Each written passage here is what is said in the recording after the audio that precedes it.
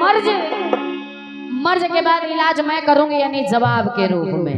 बिल्कुल।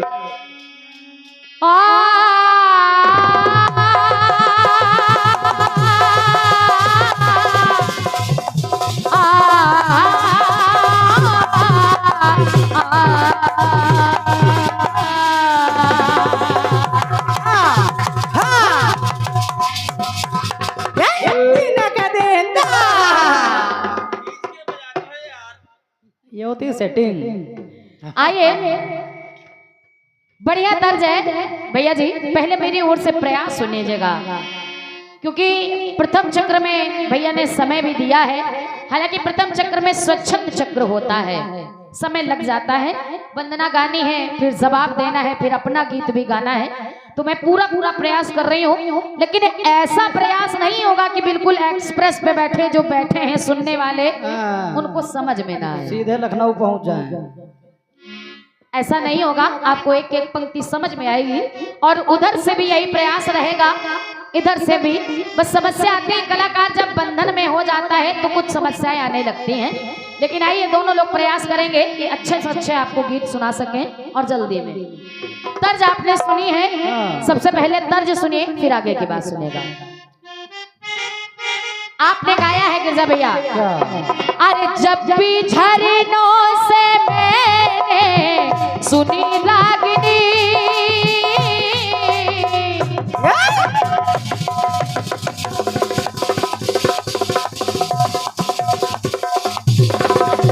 सीखो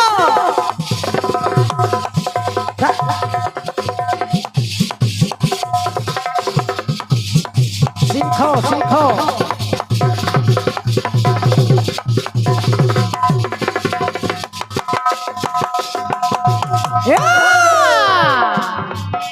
आराम से बिल्कुल बेटा, बड़ा बड़ा नहीं ना। सुने। अरे जब भी झरनों से मैंने सुनी रागिनी, अरे मैं ये समझा तुम्हारी पायल बजी।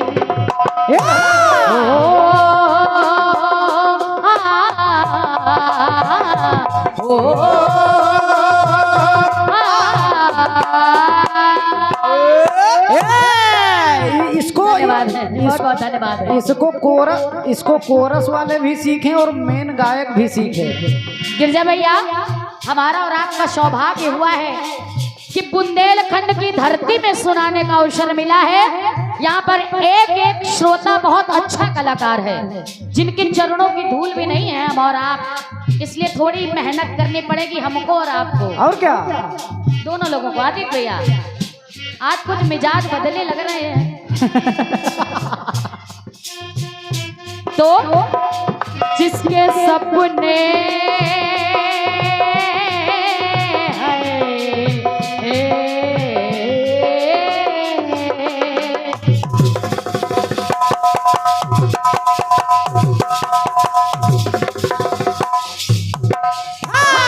सीखो।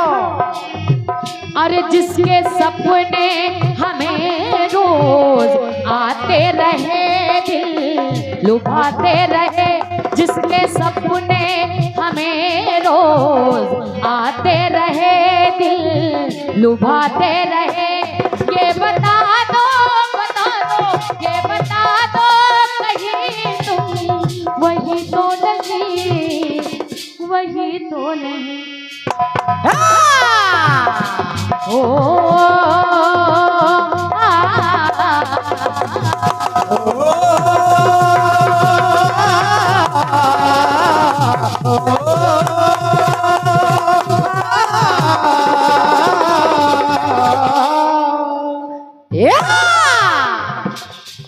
गिरजा भैया, समय को बचाते हैं, तर्ज के चक्कर में मर्ज पर जरूर ध्यान देना है।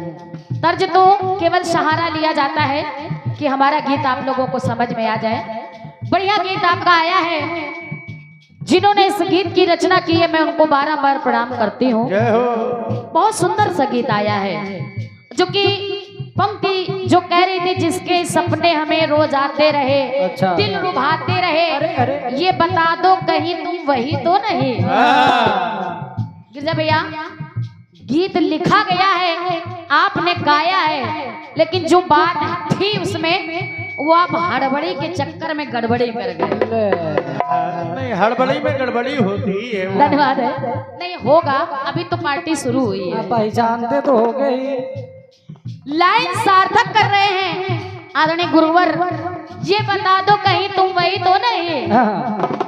थोड़ा सोचिएगा, समझिए। लिखना तो आसान है, आपने लिख तो लिया है उस गीत को, लेकिन मंथन करिएगा प्रस्तुतिकरण आपका कैसा रहा। लेकिन आगे के लिए मैं आपको बताऊं, क्योंकि मैं आपको इसलिए बता रही हूँ, आपने मुझे भाभी कहा है, मैं आपसे बड़ी हूँ। हाँ बिल्कुल, वरना कोई मतलब नहीं। बढ़िया गीत आपने गाया है। आपकी पंक्ति भी कह रही थी, वो जो सपने में हमको जगाते रहे, आजमाते रहे, ये बता दो कहीं तुम वही तो नहीं। अच्छा, ठीक है। मेन बात ये थी। और गिरजा भैया ऐसे बहुत सारे प्रसंग मिलते हैं, ये बता दो कहीं तुम वही तो नहीं, वही तो नहीं, वही वही। अब देखिए, जब वही तो नहीं, कानपुर वाले वही तो नहीं, तो मेरी ओर से मैं ये नहीं कह रही हूँ कि मैं जवाब दे रही हूँ, लेकिन बच्चों का प्रयास देखें आप। यहाँ पर बहुत बड़े बड़े कलाकारों को आप लोगों ने सुना है, उनके चरणों की भी मैं धूल नहीं हूँ, लेकिन बच्चों का प्रयास देखें। और नितिन भैया अगर आप यहाँ पर हैं तो मैं निवेदन करूंगी आप मंच पर आ जाएं।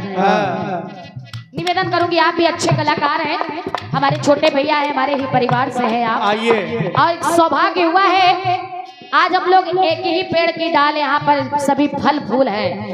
ये सौभाग्य हुआ है कि हमारे पिता तुल्य गुरुवर भी यहाँ पर बैठे हैं। मैं जवाब तो नहीं कहूंगी, बस प्रयास देखिएगा भैया का अपने। सुने जिस समय सुग्रीव ने देखा कि दो व्यक्ति कोई आ रहे हैं, उन्होंने सोचा कि कहीं मेरे भाई ने तो नहीं भेजा है, अरे कोई दुश्मन तो नहीं है, कोई चक्रव्यूह तो नहीं रचा जा रहा। सुग्रीव ने बजरंगबली को कहा कि जाइए देखिए, और आप जाइए पहचान करिए ये कौन है। और जिस समय बजरंगबली ने विप्र का वेश बनाया और पहुंचे तो वो सोचने लगे।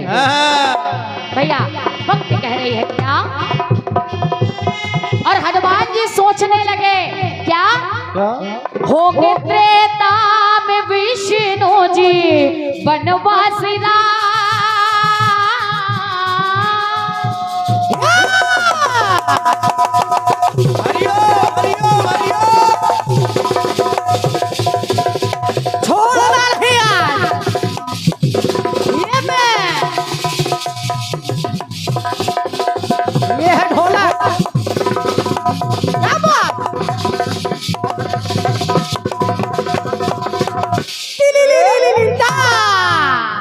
ये है बेटा,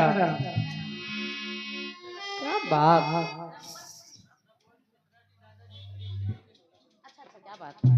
और ये क्या बात है, बहुत ही अच्छे नाल वादक छोटे कहाँ गए, रघुवंश मिश्रा भैया। क्या बात है।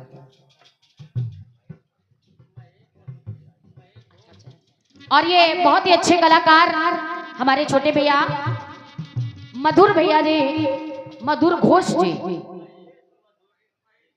महेश मधुर जी, ज्ञान गुरु। मैंने बताया है आज यहाँ पर पूरा परिवार हमारा ही बैठा है। आदरणीय सम्मानीय पूजनी प्रातः स्मरणीय चाचा श्री लालचंद दीक्षित जी, आप उनके शिष्य हैं। आपके करकमों द्वारा ये एक पुष्पमाल और 51 रुपए। और हमारे भैया क्या नाम है, रघुवंश मिश्रा भैया, आप आदरणीय हमारे चाचा श्री लालचंद दीक्षित जी के साथ इस समय ढोलक पर संगत कर रहे हैं। आपकी ओर से हमारे साथ जो ढोलक पर संगत कर रहे हैं श्री नारायण जी के लिए एक पुष्पमाल और 101 रुपए का पुरस्कार, और वही हमारे छोटे भैया के ही द्वारा एक पुष्पमाल और 51 रुपए का आशीर्वाद आया है। माता रानी से प्रार्थना है दिन दुगनी रात चौगनी आप ऐसे ही उन्नति करते रहे। आपका नाम होगा तो हमारा नाम होगा, हमारा नाम होगा तो हमारे परिवार और कुल का नाम होगा। बहुत बहुत धन्यवाद है, बहुत बहुत धन्यवाद है। शाबाश शाबाश बेटी शाबाश। आइए पहली बात सुनेगा आदरणीय गिरजा भैया, प्रयास है मेरी ओर से। होंगे त्रेता में विष्णु जी बनवासी राम,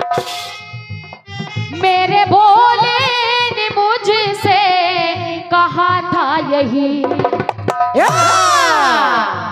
मेरे राम बोलो राम, क्योंकि राम नाम सुनबे को रसिया। बिल्कुल बिल्कुल। अब आगे देखिए हुआ क्या। आदरणीय गिरजा भैया, है प्रतिज्ञा प्रबल घटी रहा आत्मबल, है प्रतिज्ञा प्रबल घटी रहा आत्मबल, आज लगता है होगा कहना सही, तो जिसकी आशा में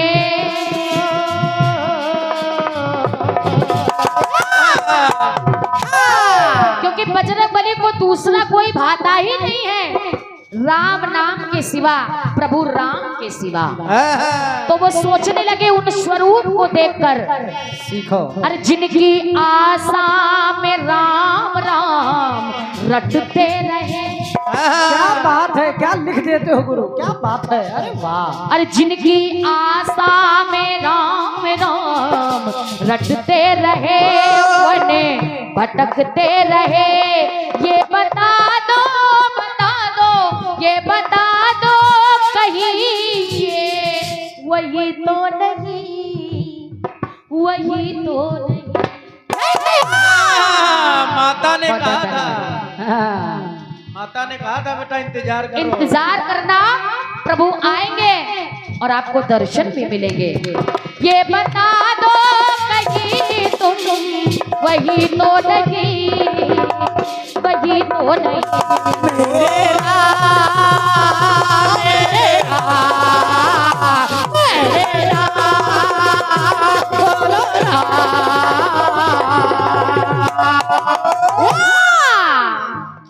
एक बार 3 लोगों को अपने ऊपर अभिमान हो गया। सत्यभामा को अपनी सुंदरता का, गरुड़ को अपने वेग का और चक्र को अपनी शक्ति का। अब देखिए एक व्यक्ति के द्वारा 3 लोगों का अभिमान टूटा है। जिस समय गरुड़ को भेजा भगवान ने कि जाओ बजरंगबली को बुला लाओ, और जैसे ही आए, आप लोग कथानक जानते हैं, बस समय में मैं बचा रही हूँ। जिस समय पहुंचे प्रभु को देखकर प्रणाम किया। सत्यभामा माँ ने सीता का रूप बना रखा था। बोले प्रभु आप यहाँ हैं तो माता जी कहाँ हैं? बोले ये बैठी तो हैं। बोले प्रभु ये माता नहीं, ये तो कोई दासी नजर आती है। जय हो जय हो। और जैसे ही कहा तो वहां पर शंका हुई और सोचने लगे बजरंगबली क्या ये है जवाब। देखिए कन्हैया है, कन्हैया ने बनाया था राम का रूप, ये ध्यान रखिएगा। ये मत कहिएगा त्रेता से ही आपने जवाब दिया। ये द्वापर का मामला है, ये द्वापर की बात है श्रीवादी। कैसे? खुद कन्हैया ये रूप जब राम का धरा,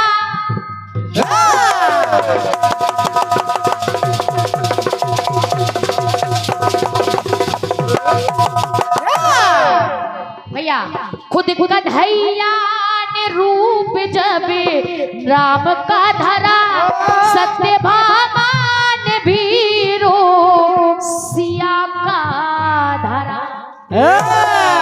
क्या बात है? सिया का रूप बना लिया, लेकिन जब कहा कि ये दासी है तो भ्रमित हो गए बजरंगबली। और जब ऐसा हुआ कन्हैया से कहने लगे आए हनुमति तुमन में ये विषमता हुई, बोले काना से ये कैसी समता हुई। क्योंकि प्रभु जानकी जो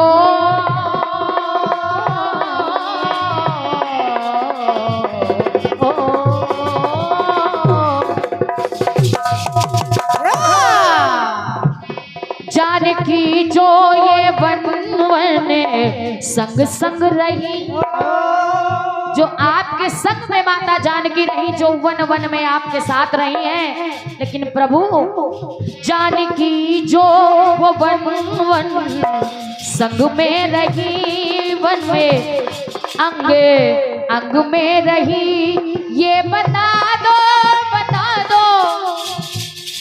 ये बता दो कहीं ये वही तो नहीं, वही तो नहीं।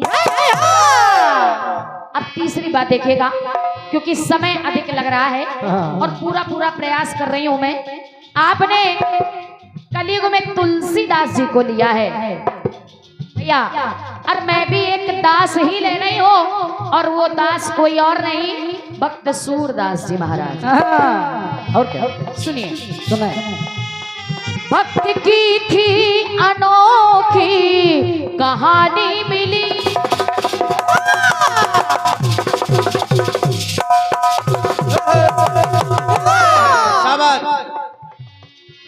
भक्त तो बहुत हुए हैं, लेकिन एक भक्त ले रही हूँ। भक्त की थी अनोखी कहानी मिली, ज्ञानी गुड़ियों के द्वारा सुहानी मिली।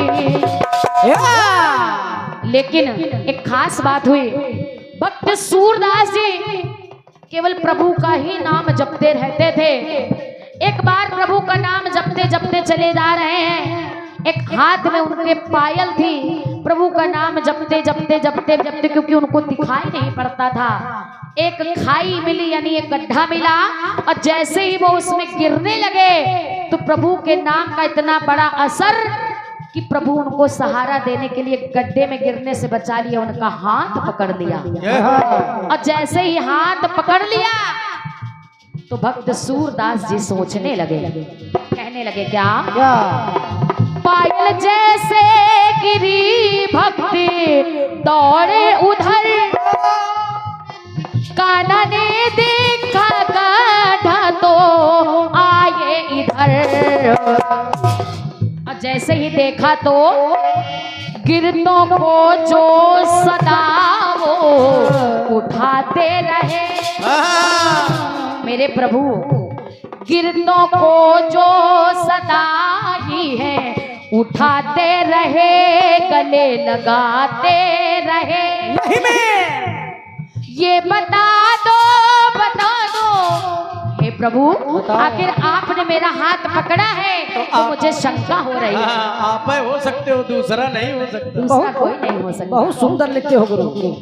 ये बता दो कहीं ये वही तो नहीं,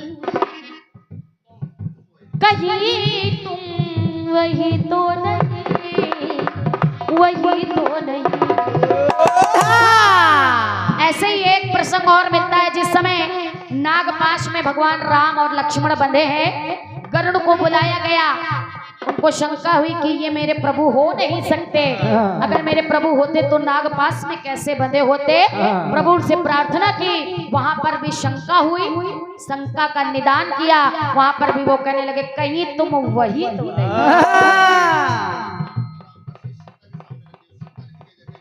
और जिस समय रावण ने माया के द्वारा प्रभु राम का कटा शीश माता जानकी के सामने रखा तो माता जानकी भी कहने लगी और भ्रमित हो गई और कहने लगी कहीं ये वही तो नहीं, वही तो नहीं। तो कहना पड़ा कहीं ये वही तो नहीं, वही कहीं ये वही तो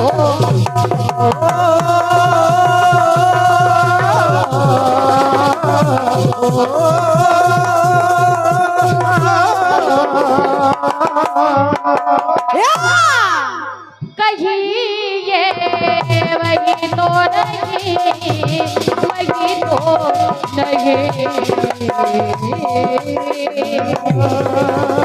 नहीं।